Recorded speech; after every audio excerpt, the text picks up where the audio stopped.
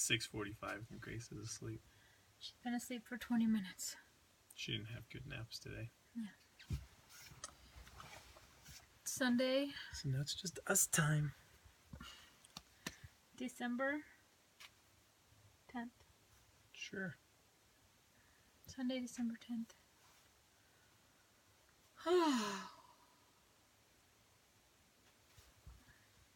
This morning we woke up at our friend's house because we stayed the night in the valley. And I only had a 10-minute commute to work on the way, which was fantastic. Right. Quick commute. We were gonna get home late last night, we got home at like 8.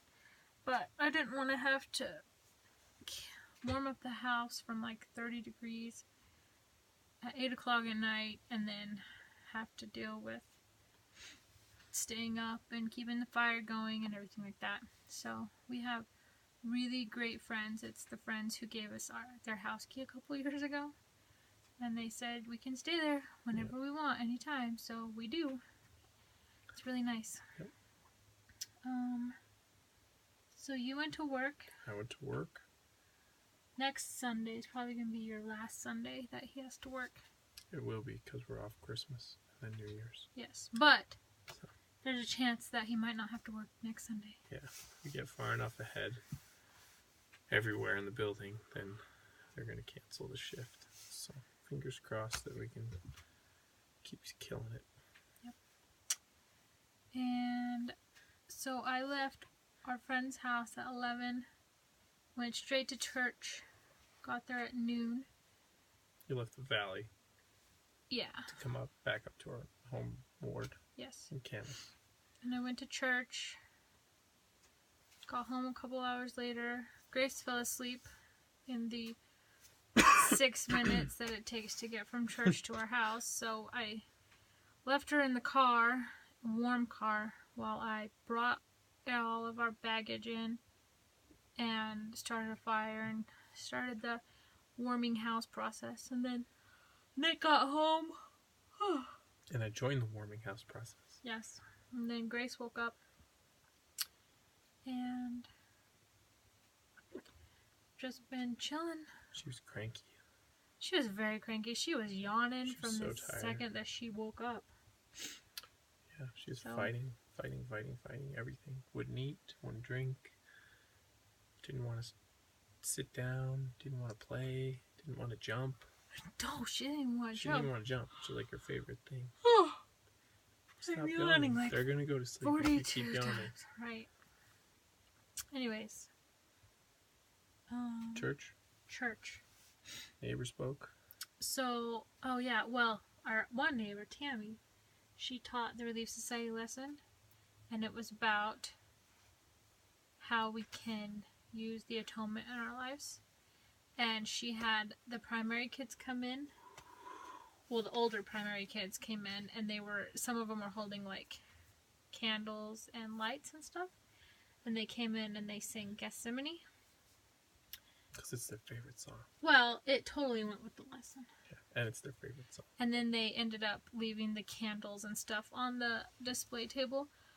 It was really nice, and she had, Stop yawning. I know, I can't, I'm tired. She had, Light the World. That's the campaign that the church is doing this month. But anyway, she had that on the board, and she basically cried through the whole lesson. Because it was very spiritual, and anyways, so that was really good. Sunday school, we talked about families and how we can, like, what does it mean to us to be in a family, and just what it means to be in families. Onward. It was good. And then sacrament meeting, the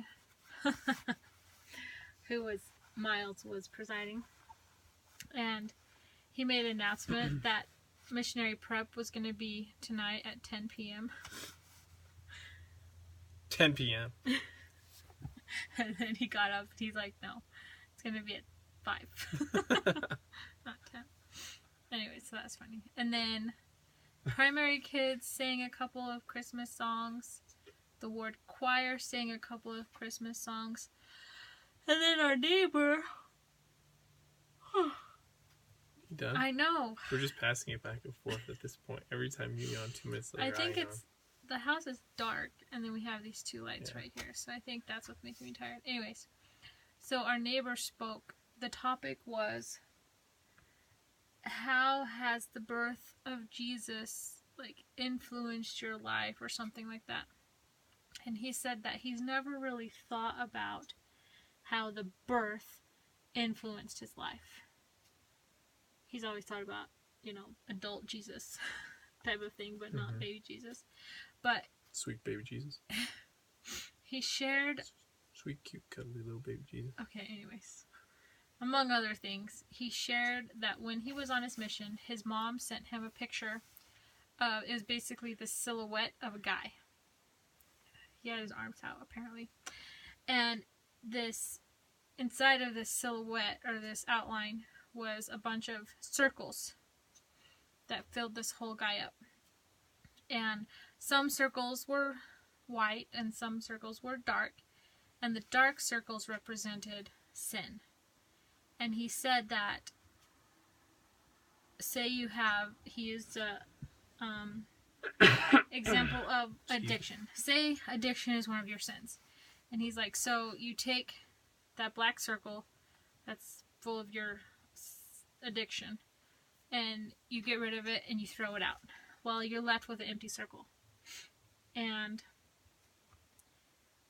basically, if you don't fill it with something good, that sin is going to try to come back into your life. And if there's nothing in that circle, then it will be able to come back in pretty easily. But if you get rid of it and fill that circle with something good, such as Jesus, or just, then that sin is going to try to keep coming back, but it's not going to find an easy home. And he said, you know, that the more white you have, that's the light of Christ that shines. And do you get it? Got it. Yeah. And he said that, you know, that sin is going to try to come back and back and back and back over and over and over again. And the more circles that are filled with the light of Christ, the harder it is going to be for sin to find home within you. And I'm not. Good. So I'm like pumped up. Well, he said you may have to tell that sin no, 5 times or 10 times or whatever. But he's like, even if you have to tell that sin no 100,000 times, he's like, you keep telling it no, and you make sure that you have the light of Christ within you, because that's going to ultimately be what makes you happy. And that's how you can be a good disciple of Christ. And anyways, it was really good. He quoted some people, but that was kind of the gist of his talk. He talked for like 25 minutes. And then the ward choir sang a song. They sang a song, and then that song kind of turned into Silent Night, and they sang like a verse or two. And then we have some people that play the flute and the violin. So they had those two things, and the piano and the organ going, and then the congregation joined in for the last 2 verses of Silent Night. And it was like very spiritual, very awesome. Yeah, like that's probably the best performance of a ward choir that I've heard, with all the music, and it was really, really good.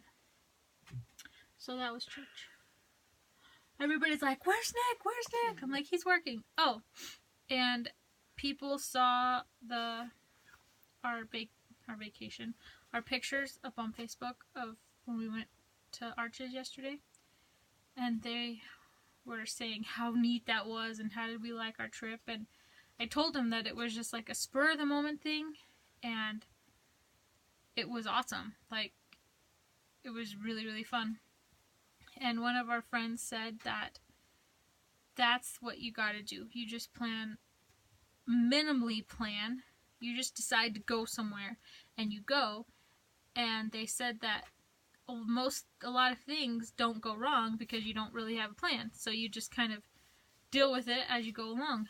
And everybody's generally happy. He said that they'll get in the car with a destination in mind, them and their 2 kids. And it's not till after they're on the road that they start figuring out what they're going to do, where they're going to stay, all that kind of stuff. And they said it's really those little things that make the biggest difference. It's where you connect with your family, whether it's being stuck in a car for 4 hours or whatever. But those little trips, those little getaways and stuff, that's what really, I don't know what I'm looking for. That's what really, that builds memories. So, Where's your brain? you know, It's okay. I was talking to Natalie about that. She's like, when you have kids, you just forget everything. And I said, but it's not that you forget things. It's that all the important stuff gets pushed out of the way, because what's really important, the kid and being able to know what they need, that becomes front and center, not all this other stuff. We should go to bed too. It's not even, it's almost 7 o'clock. Yeah. Oh. Do you have anything else?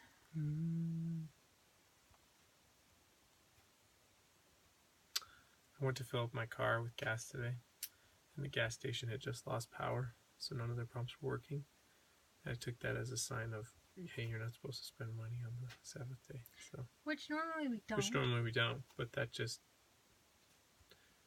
like But you had enough to get home. solidified it. Oh yeah, I have enough to get home and get back tomorrow to the valley where it's cheap. I was just trying to fill up on a cheap price of gas, but Nope. that solidified it. Nope. You are not meant to spend money on the Sabbath, so Which, like, don't spend money on the Sabbath. We don't even like to travel on the Sabbath. I know. Well, I don't like to work either, but Well, yeah. 4 or 5 weeks out of the year I have to. Right. But, Anyway. yeah, it's... So tomorrow, hopefully you guys will see Grace in the video if she's not sleeping. She won't be. Oh, tomorrow's a very special day for Grace. Yeah, she turns 10. 10. 10 months. That's crazy. I don't know where it went, but... Oh, I do. Good. I know exactly where it went. Swell. So we'll see you guys tomorrow. Yep. Okay? With Grace. We'll do an update. We'll talk about... It'll just be all about Grace tomorrow. Okay. I'm gonna Are you turning off? kill the video. Bye.